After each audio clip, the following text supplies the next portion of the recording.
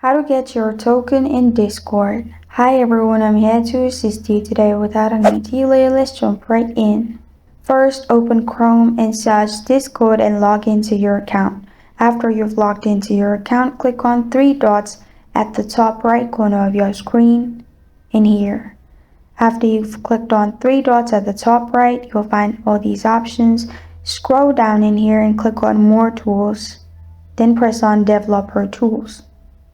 After you click on Developer Tools here, click on the arrow at the top beside Network. After you've pressed on the arrow, press on Applications. In Application, you'll find all these options. At the top in Filter, simply search Token. After you search Token, you will find Token in here. And this is how to get your token in Discord. Thank you for joining me today. If this video helps you out, please leave a like and subscribe for more. Got a question or want to suggest a topic? Comment below. Thank you for watching.